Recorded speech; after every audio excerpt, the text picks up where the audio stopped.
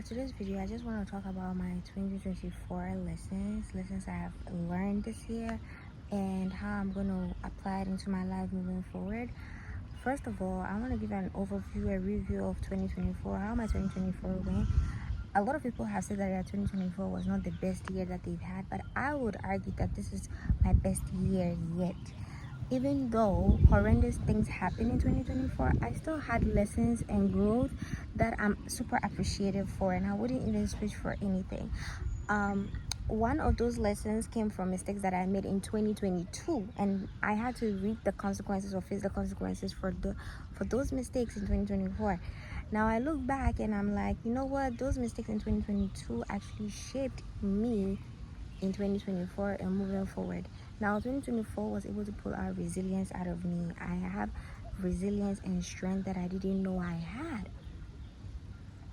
I looked at my vision board today and I was thinking to myself, wow, I have accomplished everything that I looked at my vision board today and I was thinking to myself, wow, I've accomplished everything that I put on my vision board, and I'm actually so shocked at the fact that I was able to accomplish almost like 90% of the things that I put on my vision board.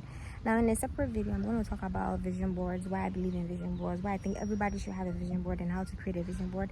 But for today, we're going to be talking, as I said, about the lessons of 2024. So I'm going to get into the nitty-gritty of it all and give you 5 lessons that I personally learned from 2024. And I believe every woman, everybody should apply it and use it in their life, and it's going to be beneficial.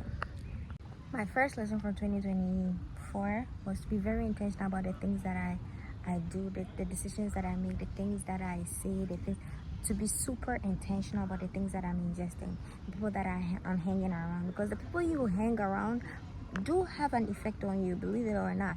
You could have the strongest of beliefs, the strongest of foundations, the strongest of morals, and then you get around people, and the more you consume the things that they say, the more you listen to the things that they say, the more you engage in the things that they say, you start to bend a little bit, just a little bit, and then soon the little becomes a lot, and the lot becomes you. So I've learned to be super intentional about the people that I hang around. I've learned that not everybody needs to experience me. I do not need to have arguments with everybody. I do not need to talk to everybody about the things that I'm thinking. I do not need to share my opinion with everybody as well. Whether I love them or I care for them or not, I do not need to engage in that, because again, people do have the ability to affect how you think.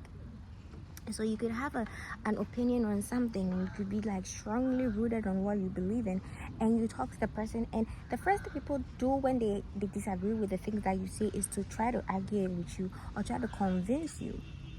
So if you have to defend yourself and you feel like I have to defend myself and say why I'm saying this, what I'm saying, people would have that leeway into your mind. And they affect what it starts to get to you. It starts to affect how you think. It starts to affect what you say. You start to adapt a little bit to the things that they're saying. So please be intentional about the things that you make. I mean, the things that you say, the things that you are listening to, the things that you are ingesting. Be very, very intentional about it. Self-respect. It all plays out here. So you have to be very, very intentional about the things that you are listening to, and the people that you are engaging with, the people you are hanging around with. If you have to isolate yourself from people a lot more, please do isolate yourself from people a lot more, so that you do not get trapped in it. It's okay if people look at you and people think to themselves that, oh, you're stuck up, or you it's okay, it's fine. You know what you're doing. You're protecting yourself. The second lesson, you do not know what you really believe until you get in the midst of people. You could be by yourself. Being by yourself and learning stuff, ingesting stuff, and applying stuff, it is so easy. It's a controlled environment.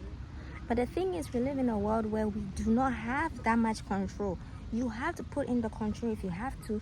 And I gave a great example in the first lesson, where I'm talking about how you need to watch the things that you're ingesting. That is you controlling, right? But you do not have that much control. The things you can control, I would say, hold on to that. Don't let go of the things you can control.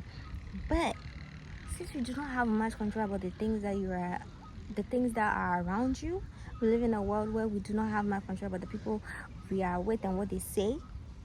I will say to you that you do not know what you strongly believe until you get in the midst of people, then you need to apply the things that you've learned.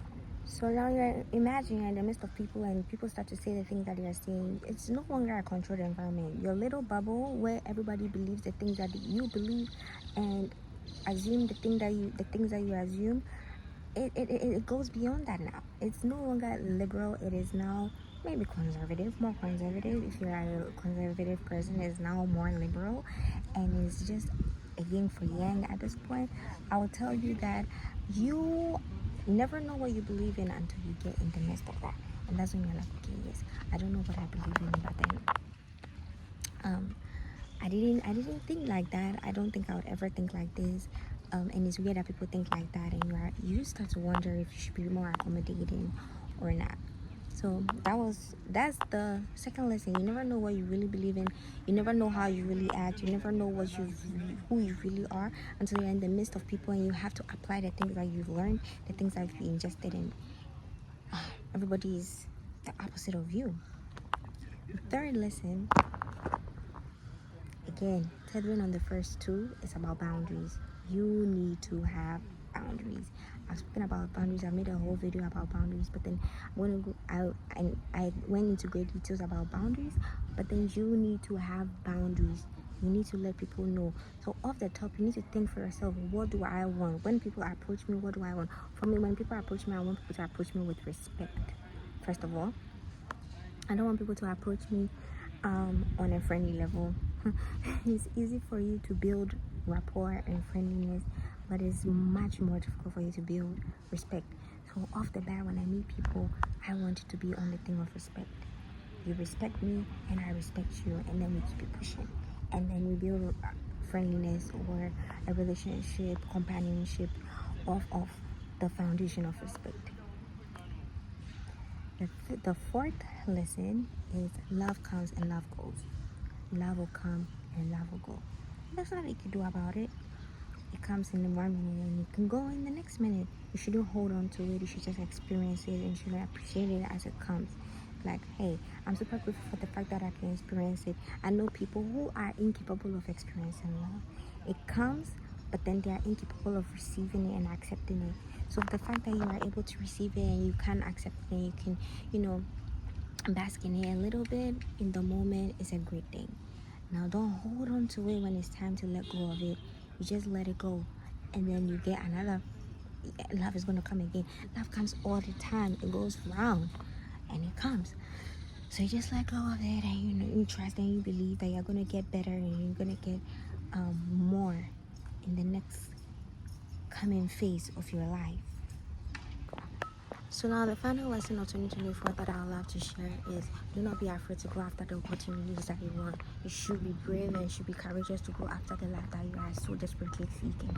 Do not be afraid of the opportunities that you want. Like, I want you to be such a courageous person, such a brave person, that even when somebody tells you no, and the person says, hey, I can't do this for you, or I will think about it, you do not stop. Be relentless. It's your life. You know what you want. Now, if you give people the ability to dictate to you the life that you should be living, you're not going to be happy with that. So don't you stop. Go after it. Every single one of your dreams, opportunities, goals, chase after it relentlessly. And make sure you grab it. And make sure you receive every single opportunity that comes for you. So yeah, that's all I needed to say, what I wanted to say. And those are the lessons. And those are the lessons of my 2024. I'll see you guys in another video.